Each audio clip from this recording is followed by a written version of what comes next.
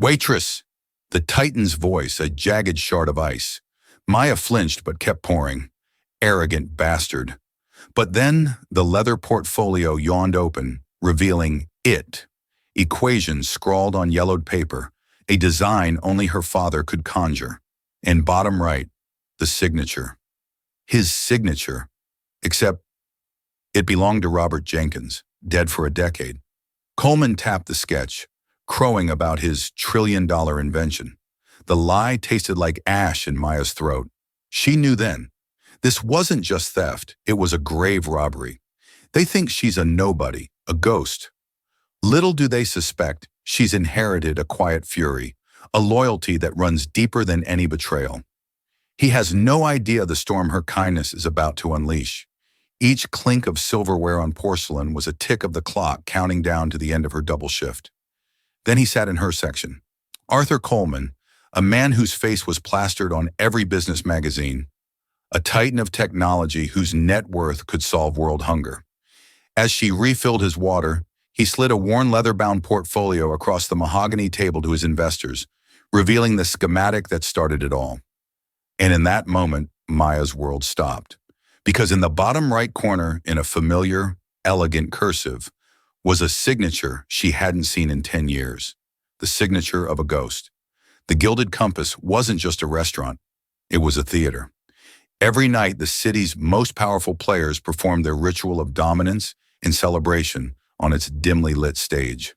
Maya Jenkins was part of the invisible crew, a ghost in a crisp black uniform, trained to be present but unseen, to anticipate a need before it was spoken. Her movements were economical, honed by 2 years of balancing trays, heavy with Chateauneuf dupe and plates of meticulously arranged truffle rotto. Tonight, her section was graced by Arthur Coleman. He wasn't just wealthy, he was a force of nature. A man who had single-handedly revolutionized the energy sector with his company Coleman Industries and its proprietary Coleman Core technology. He had the kind of casual arrogance that came from never having been told no and meaning it. His voice cut through the restaurant's polite hum, sharp and decisive, as he ordered for the entire table of 3 sycophantic investors. "We'll start with the oysters, Rockefeller, and bring a bottle of the O for 5 Moach, the real one." Not the cellar backup, he'd commanded, not looking at Maya, but at a point somewhere over her shoulder. Maya simply nodded, her face a mask of professional neutrality. "Of course, sir," inside a familiar, bitter cocktail of resentment and fatigue churned. She should have been designing quantum processes right now, not serving them. 2 years ago, she'd been a top student at Caltech on a full scholarship, her future a brilliant ascending trajectory. Then the phone call came. Her mother, Helen, had collapsed, a rare degenerative neurological disorder. The scholarship covered tuition, not the mountain of medical bills and the cost of round-the-clock care. So Maya had dropped out, trading a world of theoretical physics for the tangible reality of rent payments and prescription costs. She moved back home, took the best-paying job she could find without a degree, and watched her dreams recede in the rearview mirror. Her life was now a loop, the pre-dawn quiet of her small apartment, checking on her sleeping mother, the long bus ride to the restaurant, the exhausting dance of service, the late-night ride home, and the quiet hours studying her father's old textbooks, trying to keep the fire in her mind from flickering out. Her father, Robert Jenkins, the gaping hole in her life. He was a brilliant physicist, a man who saw the universe in patterns and equations. He used to fill napkins with designs for perpetual motion machines and explain stellar nucleosynthesis to her as a bedtime story. 10 years ago, when she was 12, he had simply vanished. One day he was there excitedly telling her he was on the verge of a breakthrough, a new way to harness plasma energy that would change everything. The next he was gone. The police found his car abandoned near the cliffs by the old lighthouse. A note was found, but it was vague, speaking of failure and pressure. They ruled it a suicide, body never recovered. The loss had shattered their family. It broke her mother's spirit long before the illness broke her body. It left Maya with a knowing sense of wrongness, a deep-seated refusal to believe the official story. Her father was a fighter, a man whose optimism was as boundless as the cosmos he studied. He wouldn't have just given up. Waitress. Coleman's voice snapped her back to the present. He gestured impatiently at his empty water glass. My apologies, sir. Maya moved forward with the picture, her hands steady despite the tremor of irritation inside her. As she leaned in to pour Coleman in, a moment of theatrical pride opened the worn leather portfolio he'd brought with him. Gentlemen, he announced to his guests, his voice booming with self-satisfaction. Before we talk about the future, let me show you the past, the very genesis of Coleman Industries, the napkin sketch, so to speak. He slid a single laminated page from the portfolio. It wasn't a napkin, but a sheet of drafting paper yellowed with age, covered in complex equations and a beautifully intricate schematic. It depicted a toroidal chamber interwoven with magnetic field lines and particle injectors. It was a fusion energy device, elegant and revolutionary. Maya's breath caught in her throat. It was hauntingly familiar, like a melody from a half-forgotten dream. She'd seen drawings like this her entire childhood, scattered across her father's desk. Coleman tapped a finger on the page. 20 years ago, a flash of inspiration that became a trillion-dollar reality. The original design for the Coleman core.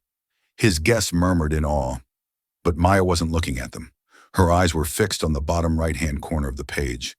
There, beside a date from 2 decades ago, was a signature, a fluid, confident script.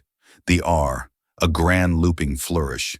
The J, a sharp, decisive downstroke. Time slowed. The clatter of the restaurant faded into a distant roar. The weight of the water pitcher in her hand became immense. It was a signature she had traced with her finger 1,000 times on birthday cards, on permission slips, on the title pages of her favorite books. It was the signature of the man who taught her the names of the constellations. Robert Jenkins. The world tilted on its axis. Every doubt, every suspicion she had harbored for a decade coalesced into a single blinding point of certainty. A cold fury, sharp and pure, sliced through her exhaustion. Her voice, when it came out, was not the differential whisper of a waitress. It was quiet, clear, and carried the weight of 10 years of grief. Sir, she said, her eyes locked on his, that's my dad's signature. Arthur Coleman froze. For a split second, his face was a canvas of raw, unguarded emotion. It wasn't just surprise, it was the primal shock of a ghost stepping out of a grave. The deer-in-the-headlights terror of a man whose carefully constructed reality was cracking beneath his feet. The smug, condescending mask he wore for the world dissolved, revealing something ugly and frightened underneath. The crystal water glass halfway to his lips slipped from his grasp. It seemed to hang in the air for an eternity before it struck the edge of the mahogany table. The sound wasn't a tinkling break, but a sharp, violent explosion. Shards of glass sprayed across the polished wood and the pristine white tablecloth. Water pulled around the base of the broken stem, seeping into the corner of the precious schematic. What? What did you just say? Coleman stammered, his voice a hoarse whisper. His eyes wide and panicked, darted from mirror to the signature on the page, then back again. The 3 investors stared, bewildered, their forks hovering midair. The sudden violence of the dropped glass had shattered the restaurant's placid atmosphere. Heads were turning at nearby tables. Mr. Dubois, the restaurant's impeccably dressed and perpetually anxious manager, was already gliding towards them, his face a mask of polite concern. Mia didn't flinch. The cold certainty that had taken root in her chest held her steady. She pointed a trembling but determined finger at the page. That's signature, Jenkins. That's Robert Jenkins. He was my father. Coleman's shock was rapidly being replaced by a frantic, cornered animal fury. He snatched the schematic away from the spreading puddle of water, frantically dabbing at it with a linen napkin. That's preposterous, he boomed, his voice, regaining its force, but now edged with a brittle, defensive anger. Security. Get this delusional girl out of here. I'm not delusional, Maya said, her voice rising to match his, cutting through the murmurs of the other patrons. I know his signature. I know his work. Those are his equations. He called his design project Chimera. He told me about it. The name hit Coleman like a physical blow. His face went pale, a sickly, chalky white beneath his expensive tan. Project Chimera. It was a name he hadn't heard spoken aloud in 20 years, a name buried deep in the foundations of his empire, a ghost he thought he had exorcised forever. Mr. Dubois arrived at the table. His smile stretched painfully thin. "Mr. Coleman, is there a problem, ma'am?" "Please, you're disturbing our guests. This waitress is harassing me and my guests with outlandish fantasies." Coleman snarled, shoving the schematic back into his portfolio and snapping it shut. He stood up, towering over Maya, using his physical presence to intimidate her. "She's clearly unstable. I want her fired now, sir. I can assure you." Dubois began turning to Maya with pleading eyes, but Maya wouldn't be silenced. 10 years of unanswered questions of a grief she was told to accept without proof were boiling over. "He's lying," she said, her voice ringing with conviction. She looked past Coleman at the stunned faces of his investors. "That technology, the Coleman core, it was my father's. He disappeared 10 years ago. This man built his fortune on a stolen idea and a lie." One of the investors, a silver-haired man named Peterson, looked at Coleman, a flicker of doubt in his eyes. The CEO's reaction was too extreme, too violent for a simple misunderstanding. It was the reaction of a man with something to hide. "That's enough," Coleman roared. He grabbed Maya's arm, his fingers digging into her flesh like talons. "Get out! Get out of my sight!" Maya wrenched her arm away, stumbling back.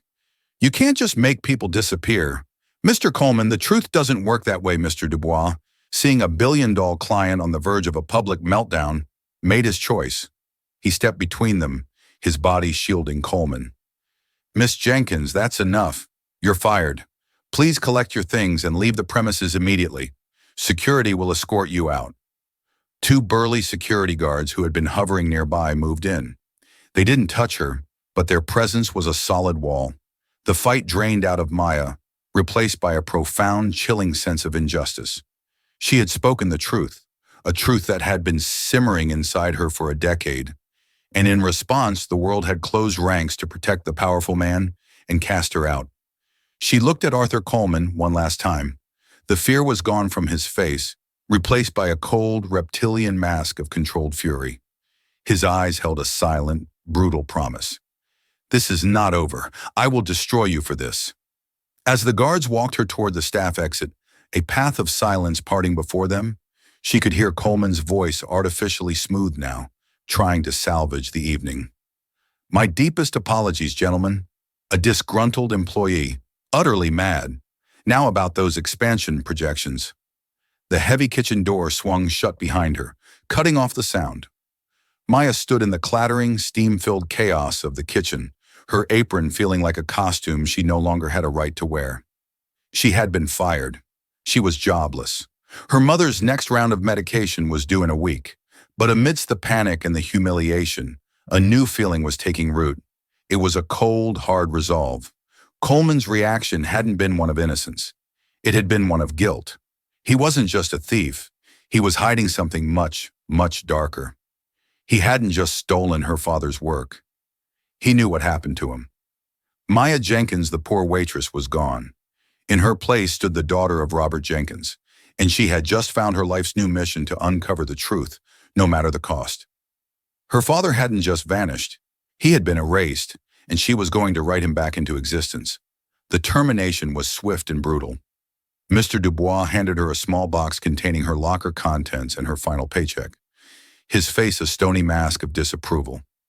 He made it clear that she would receive no severance, no reference, and that if she ever set foot on the property again, she would be arrested for trespassing. The message was clear. Arthur Coleman's influence extended far beyond the walls of his corporation. The bus ride home was a blur of streetlights and shame. The weight of her new reality pressed down on her. No job, a sick mother, a powerful enemy. It was an impossible situation. When she finally crept into her small apartment, the only sound was the gentle, rhythmic breathing of her mother sleeping in the next room. The sight of Helen, so frail and vulnerable, sent a fresh wave of panic through her. What had she done? She had traded their fragile stability for a moment of righteous anger. She sank onto the worn sofa, her head in her hands. The scene in the restaurant replayed in her mind. The shock on Coleman's face, the venom in his eyes, the name Project Chimera. It wasn't a fantasy. It was real. A new thought cut through the despair. For 10 years, she had only had grief and suspicion. Now she had a name, Arthur Coleman, and she had a target. Fueled by a surge of adrenaline that pushed back her exhaustion, Maya went to the hall closet and pulled the string for the attic stairs. The rickety wooden steps groaned in protest as she ascended into the cold, dusty space. The attic was a mausoleum of their former life, filled with boxes of things Helen couldn't bear to part with after Robert disappeared. It smelled of old paper cedar and forgotten memories. Under a single bare light bulb, she began her search. She didn't know exactly what she was looking for. A clue, a connection, anything. She sifted through boxes of old holiday decorations, her childhood report cards and stacks of photographs. And then she found it, a heavy-duty cardboard box labeled simply RJ Work. Her heart hammered against her ribs. She sliced through the brittle packing tape with a utility knife and lifted the flap. Inside were dozens of notebooks, the spiral-bound kind you buy at a university bookstore.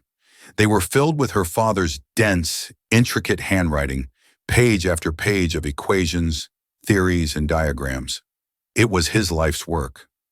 She spent the next few hours on the dusty floor, a lone archaeologist unearthing a lost civilization. She found early drafts of the schematics she had seen tonight with notes in the margins. One read, "A thinks the containment field is too unstable.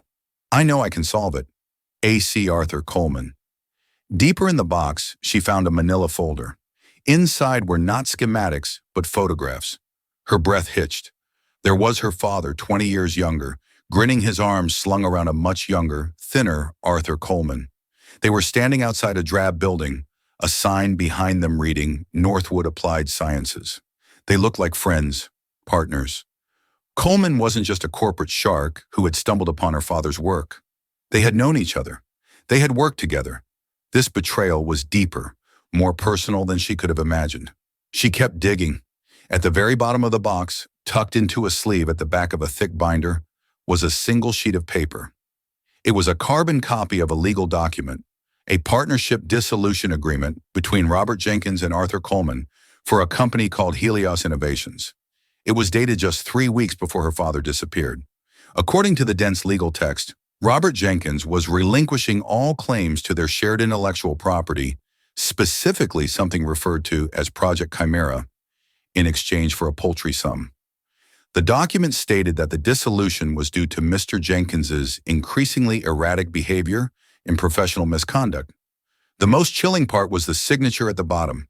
It was her father's name, but the signature was wrong. It was a crude, clumsy forgery.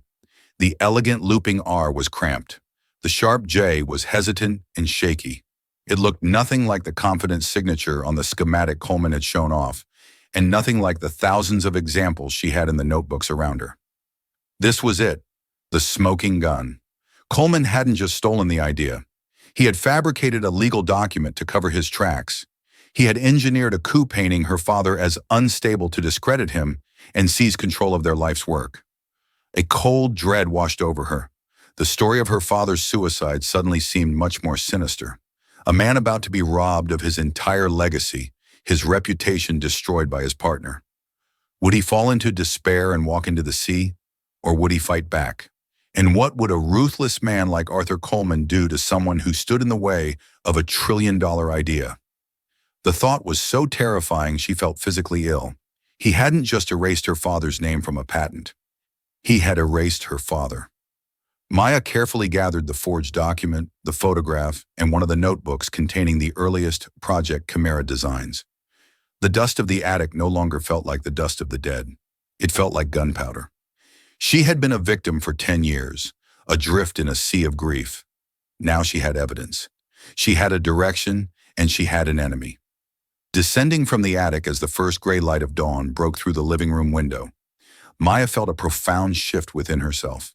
The fear was still there, a cold knot in her stomach. But it was overshadowed by a fierce, burning resolve. She was no longer just fighting for the memory of her father.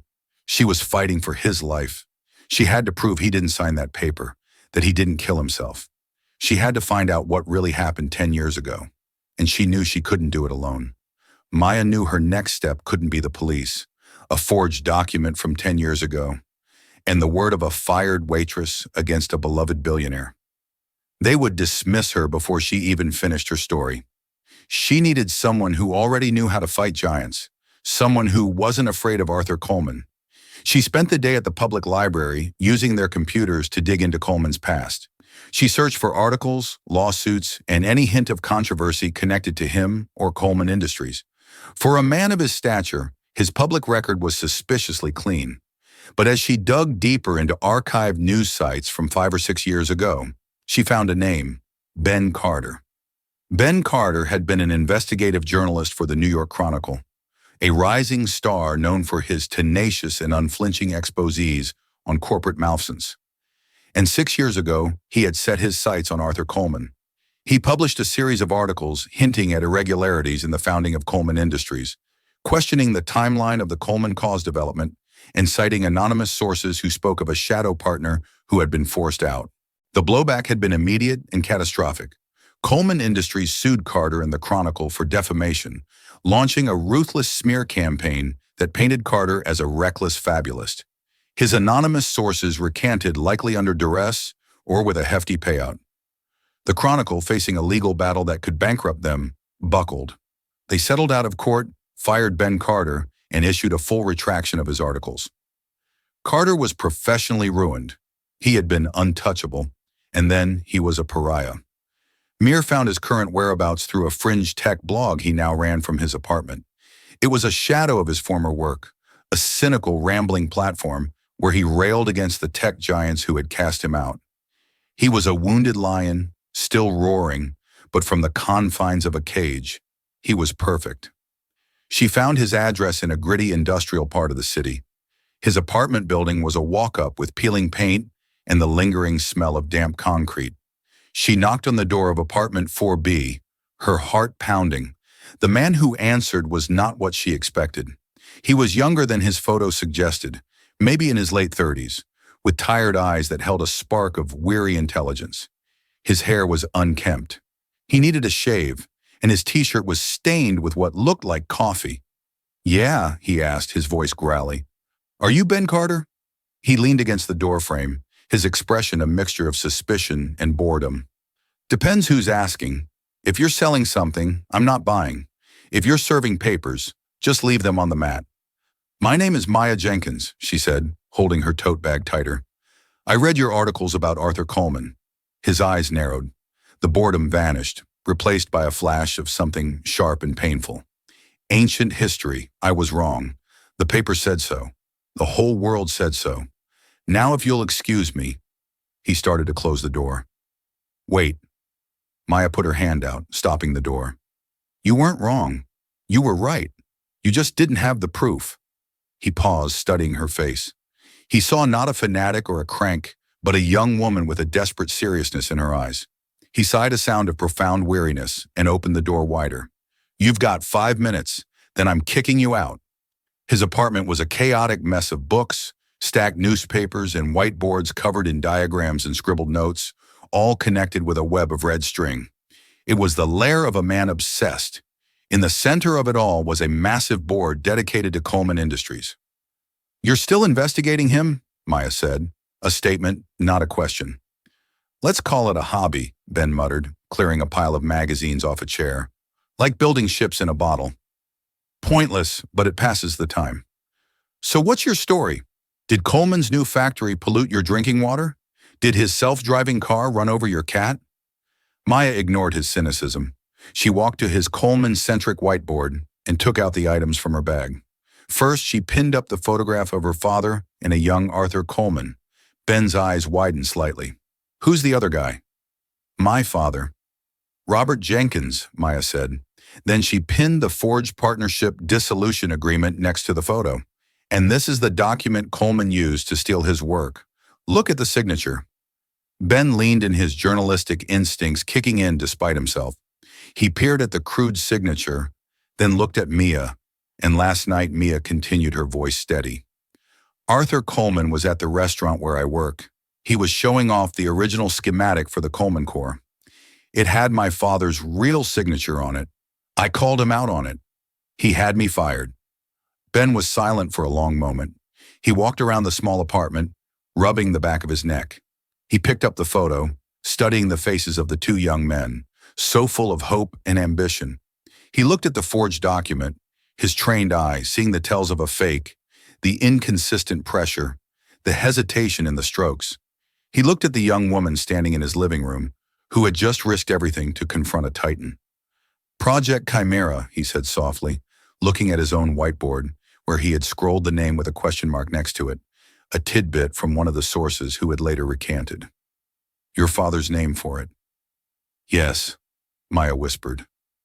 Ben finally looked at her, and for the first time the cynicism in his eyes was gone, replaced by the ghost of the crusading reporter he used to be. The fire wasn't out. It had just been banked, waiting for fuel.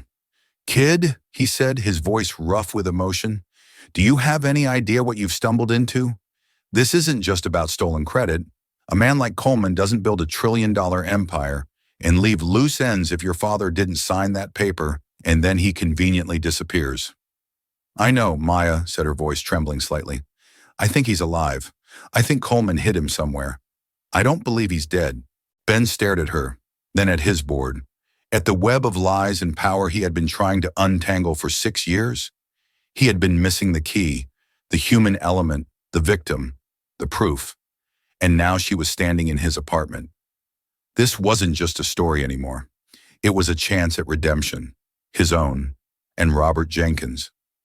Okay, Maya Jenkins, he said, a slow, dangerous smile spreading across his face. You've got my attention. Let's go hunting. The alliance between Maya and Ben was forged in the crucible of shared purpose. Ben's apartment became their war room. His chaotic energy, once aimless, now had a laser focus. He resurrected old contacts, dusted off interviewing techniques, and pored over the evidence Mia had brought with a hunger he hadn't felt in years. Maya in turn provided the crucial context, poring over her father's notebooks, deciphering his scientific shorthand and painting a picture of the brilliant, trusting man Arthur Coleman had betrayed. Their first lead was Northwood Applied Sciences, the company in the photograph. A few calls revealed it had been a small tech incubator that went bankrupt over 15 years ago. Most of its records were lost, but Ben's persistence paid off. He tracked down a name from an old staff directory, Walter Schmidt, a senior lab technician who had worked with both Jenkins and Coleman. Finding him wasn't easy. Walter Schmidt had fallen off the grid. There was no social media presence, no current address. Ben finally found him through a membership list for a vintage radio enthusiast club. He was living in a quiet retirement community 3 hours out of the city. When they arrived at his small, immaculately kept bungalow, Walter was a nervous bird-like man in his late 70s with watery blue eyes. He was hesitant to even let them in, but the moment Mayer introduced herself as Robert Jenkins' daughter, his composure crumbled. He ushered them inside, his hands trembling. I knew this day would come, he whispered, wringing his hands. I always knew it. Sitting in his sun-drenched living room, surrounded by old ham radios, Walter Schmidt unburdened his conscience of a 20-year wait. Robert. He was a genius. Walter began, his voice thick with emotion. The rest of us were just chemists and engineers. He was a poet of physics. Arthur, on the other hand, was the salesman. He was charming, ambitious, and utterly ruthless. He saw the genius in Robert, but he saw it as a product, a resource to be exploited. He told them about Project Chimera. He confirmed it was Robert's brainchild from start to finish. Coleman's contribution was securing funding and managing the business side. As Robert got closer to a stable working prototype, Coleman grew more possessive and secretive. Arthur started locking Robert out of the business meetings. Walter explained he'd tell the investors it was his work, that Robert was just a brilliant but unstable researcher who needed management. He was laying the groundwork for the betrayal. The day it happened was seared into Walter's memory. Coleman called an emergency meeting with the small staff. He held up a signed document, the same one Mir had found, and announced that Robert Jenkins was leaving the company due to a nervous breakdown. It was a lie, Walter said, his voice cracking. Robert was stressed, yes, but he was on the cusp of a breakthrough. He wasn't unstable. He was excited. Later that day, I saw 2 men who didn't look like scientists or investors, escorting a protesting Robert out of the lab. Arthur told us he was being taken to get help. We never saw him again. Maya felt the air leave her lungs.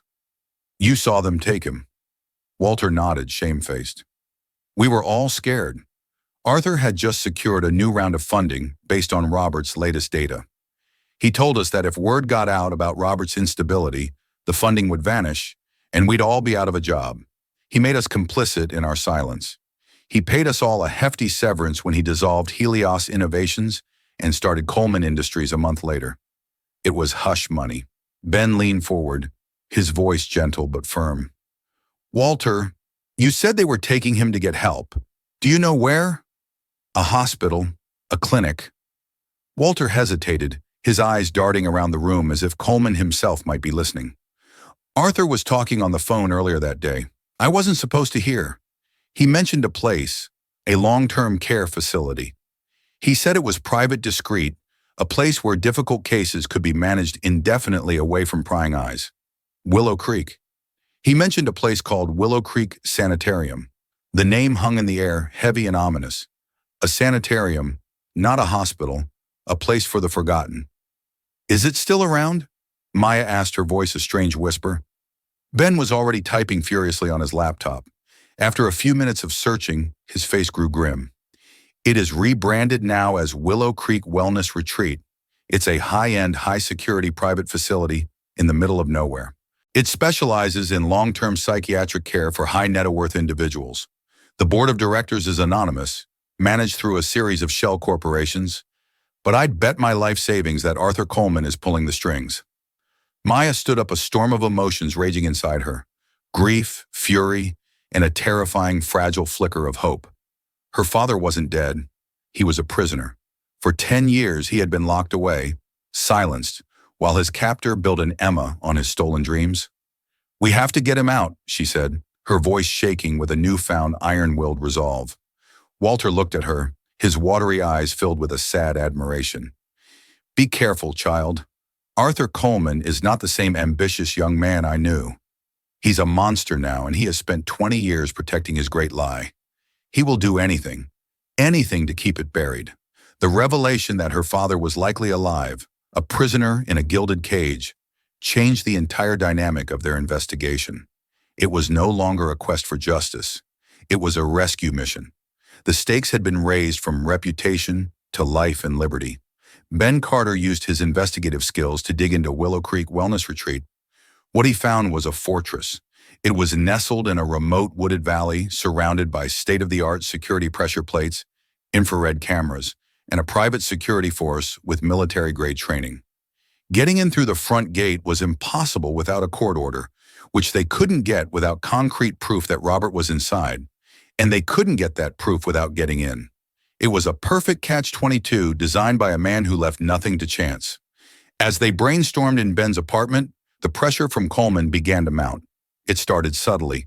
Mears' application for unemployment was inexplicably denied due to a clerical error. Then Ben's blog was hit with a series of sophisticated cyber attacks, repeatedly crashing the site. They were being watched. The intimidation escalated one evening when Maya returned home. The lock on her apartment door was busted.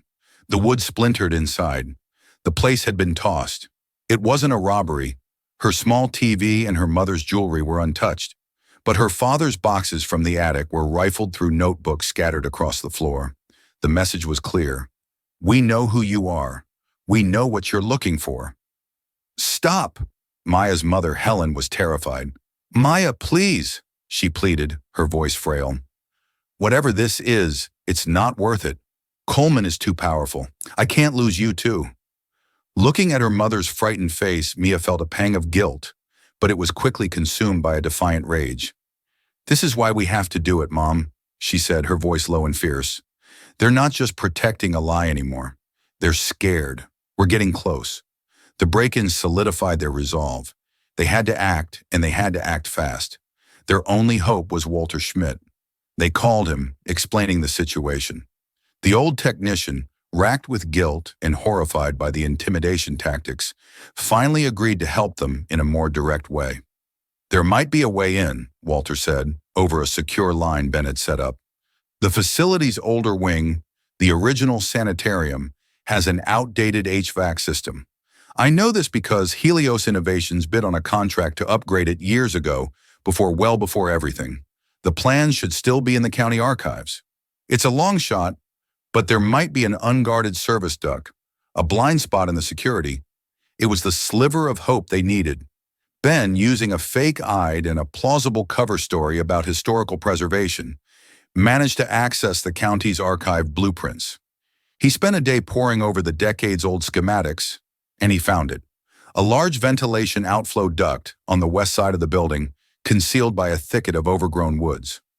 According to the plans, it was big enough for a person to crawl through and led directly to the basement service tunnels of the older long-term residential wing.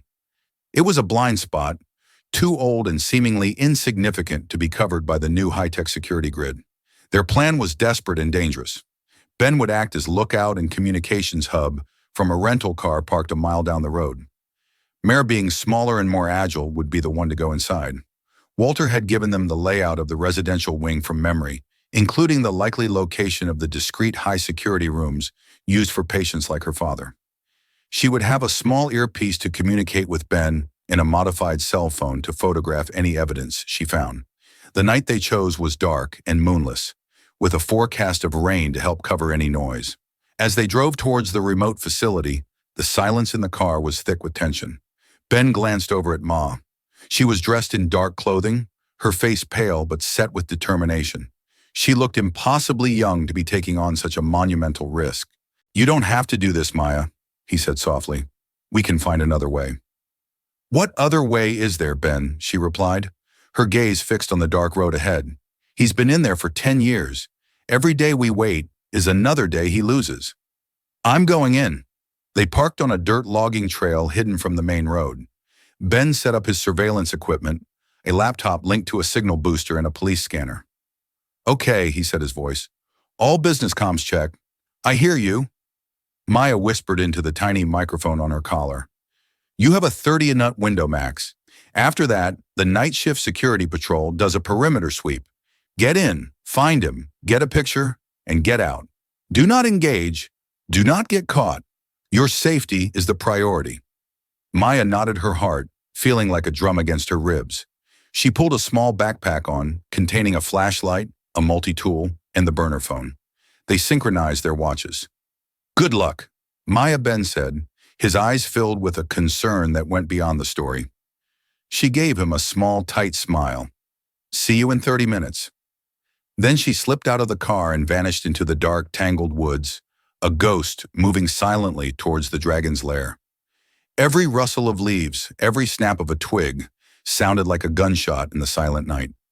The imposing silhouette of the Willow Creek facility rose above the trees, a modern prison disguised as a place of healing. She was terrified, but one thought propelled her forward. "Dad, I'm coming." The crawl through the ventilation duct was claustrophobic and terrifying. The cold, damp metal scraped against her clothes, and the darkness was absolute, broken only by the thin beam of her flashlight. Cobwebs brushed against her face, and the air was stale with the scent of decay and disinfectant. It felt like she was crawling into a tomb. After what seemed like an eternity, she saw a grate ahead. Using her multi-tool, she carefully undid the rusted bolts and lowered herself into the silent, cavernous basement of Willow Creek. The service tunnels were a labyrinth of pipes and conduits, dimly lit by caged emergency lights. A low hum. The sound of the building's life support vibrated through the concrete floor. "I'm in," she whispered into her mic. "Copy that." Ben's voice crackled in her ear. "According to the plans, you need to find maintenance stairway C. It will take you to the first floor of the West Wing. Be quiet. They have orderlies on patrol." Navigating by the faded stencils on the walls, Maya found the stairway. She ascended cautiously, her every sense on high alert. The air grew warmer, the smell of disinfectant stronger. She emerged into a hallway that was nothing like the grimy basement. Here, everything was sterile and eerily quiet. The floors were polished marble. The walls were a soothing shade of cream, and soft, indirect lighting gave the corridor a serene, dreamlike quality. It was a beautiful, silent prison. The doors to the rooms were heavy oak with no names, only numbers. Each had a small, reinforced glass window and a slot for food trays. "I'm in the West Wing," she breathed. "It's quiet. Too quiet. That's the high security ward. Ben said patients here are kept isolated. Walter said they're often heavily sedated. Start checking the rooms. You have 20 minutes left. Heart pounding. Maya began her grim task, moving from door to door, peering through the small windows. In the first room, an elderly woman sat staring at a blank television screen. In the next, a man was sleeping fitfully, muttering in his sleep. Each room held a person lost to the world their fortunes, paying for them to be kept out of sight and out of mind. Then she reached room 113. She peered through the glass and her world stopped.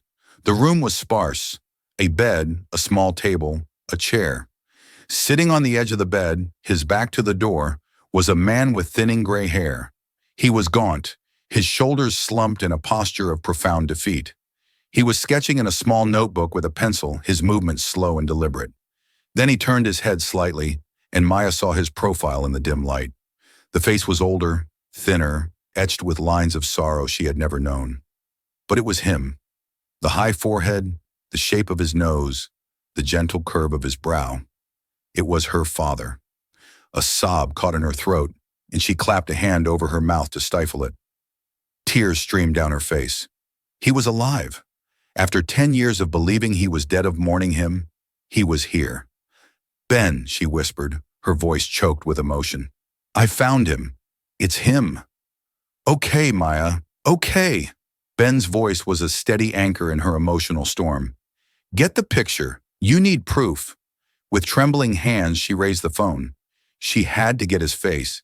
She tapped lightly on the reinforced glass. "Dad." The sound was barely audible, but in the profound silence of the hall, it was enough. Robert Jenkins flinched.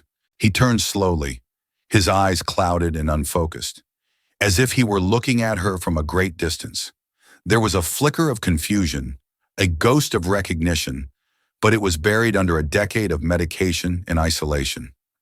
"Dad, it's me," she whispered, pressing her hand against the cold glass. "It's Maya." His brow furrowed. The name seemed to stir something deep within him. He took a hesitant step toward the door, his eyes trying to pierce through the fog of his consciousness. It was in that moment, as he looked towards her, his face filled with a heartbreaking mix of confusion and longing, that she got the picture, a clear shot of his face, the proof. Suddenly, a heavy thud echoed from the end of the hallway, a metal door swinging shut. "An orderly." "Maya, you have to go now." Ben's voice was sharp in her ear. "Patrol's coming." Panic seized her. She couldn't leave him. Not again. But she knew if she were caught, they would both be lost forever. The proof on her phone would be destroyed, and she would be silenced just like him. "I love you, Dad," she whispered through the glass. "I'm coming back for you. I promise." She didn't know if he understood, but as she turned to flee, she saw his hand rise and press against the glass, mirroring her own. Adrenaline surged through her. She sprinted back the way she came, her footsteps echoing in the silent corridor. She scrambled down the maintenance stairs, her lungs burning, and plunged back into the dark labyrinth of the basement. She found the ventilation duct, hoisted herself up, and crawled frantically back towards the outside world. The image of her father's face burned into her mind. When she finally tumbled out of the duct back into the wet, cold woods, she was gasping for air, covered in grime and tears. She ran, stumbling through the undergrowth until she saw the welcome silhouette of Ben's rental car. She wrenched the door open and collapsed into the passenger seat, shaking uncontrollably. "I have it," she gasped, holding up the phone like a holy relic. "I have the proof." Ben didn't speak. He just put a steadying hand on her shoulder as she sobbed for the father she had lost, for the father she had found, and for the fight that was to come. They had breached the dragon's lair. Now they had to figure out how to slay the dragon. The photograph changed everything. It was grainy, taken through thick glass, but it was undeniable. The man in room 113 was Robert Jenkins. Ben Carter knew that this image, combined with Walter Schmidt's testimony and the forged document, was enough. He didn't just have a story, he had a bombshell that could shatter a corporate empire. He worked feverishly for the next 48 hours, locking himself in his apartment with Mir. He wrote the article of his life, a masterpiece of investigative journalism that laid out the entire sordid tale. He detailed the early partnership, the betrayal, the forged documents, the kidnapping disguised as a medical intervention, and the 10 years of illegal imprisonment. He embedded Mears' photograph, Walter's sworn affidavit, which he'd finally agreed to give on the record, and a side-by-side analysis of Robert's real signature against the forgery. He named Arthur Coleman not as a thief, but as a kidnapper. He didn't publish it on his fringe blog. This was too big. He called in the one favor he had left in the world with a former colleague, a senior editor at the Wall Street Journal, one of the few who had privately believed him 6 years ago. He sent the encrypted file with a simple message. Redemption, the story broke on a Tuesday morning. It didn't just make a splash. It was a global tsunami. Where is Robert Jenkins became the #1 trending topic worldwide within an hour. The stock for Coleman Industries plummeted in pre-market trading, wiping out billions of dollars in value before the opening bell. News vans surrounded the company's gleaming headquarters and the gates of the Willow Creek Wellness Retreat. Arthur Coleman was blindsided. He issued a furious denial, calling it a vicious, baseless attack orchestrated by a disgraced journalist and a delusional young woman. But the photographic evidence was too compelling, the narrative too detailed. His carefully constructed wall of lies, which had stood for 20 years, crumbled into dust in a matter of hours. Federal agents, armed with a warrant issued on the strength of Ben's article, raided Willow Creek that afternoon. They found Robert Jenkins in his room, just as Mears had described. He was disoriented and weak, but his mind, though clouded by years of improper medication, was still there. When a female agent gently asked his name, he looked at her and said with a clarity that shocked everyone, "My name is Robert Jenkins, and I want to see my daughter." The reunion happened not in a prison, but in a private, secure hospital. When Maya walked in, her father was sitting up in bed, free of his sedatives for the first time in a decade. He looked at her, and this time there was no fog in his eyes, only recognition and a profound, overwhelming love. "Maya," he whispered his voice. "Horse, you found me." She rushed to his side, and they held each other, years of stolen time and silent grief melting away in an embrace. Helen was there too, holding her husband's hand. For the first time in 10 years, her own illness seeming to fade into the background in the face of this miracle. Arthur Coleman's downfall was as swift as it was total. He was arrested that evening, attempting to flee the country on his private jet. The legal battle was immense, but the evidence was insurmountable. Walter Schmidt's testimony, combined with the facility's illegally doctored medical records and the damning financial trail that led from Coleman's shell companies directly to Willow Creek, sealed his fate. He was convicted of kidnapping, unlawful imprisonment, and a dozen counts of fraud. The empire built on his lie was dismantled. Coleman Industries was forced into bankruptcy and restructuring. But from its ashes, something new was born. The patents for Project Chimera, now rightfully returned to Robert Jenkins, became the foundation of a new company, Jenkins Carter Energy. Ben Carter, his reputation, not just restored, but legendary, took a place on the board, vowing to ensure the company always operated with the transparency he fought for. And at the helm as the new CEO was Maya Jenkins. She had traded her Waitress uniform for a business suit, but she had lost none of the fire that had driven her. She was no longer just the daughter of a genius. She was a leader in her own right. Her mind, once destined for theoretical physics, now dedicated to building a better future with the technology her father had created. Months later, Maya stood with her father and Ben in a clean, brightly lit laboratory, looking at a new schematic on a screen. Her father, though still recovering, had the old spark back in his eyes. "The containment field," Robert said, pointing at the screen. "I finally figured out the stabilization equation. It took me 10 years of thinking in that room, but I solved it." Maya smiled a real brilliant smile. "I know, Dad," she said, placing her hand on his shoulder.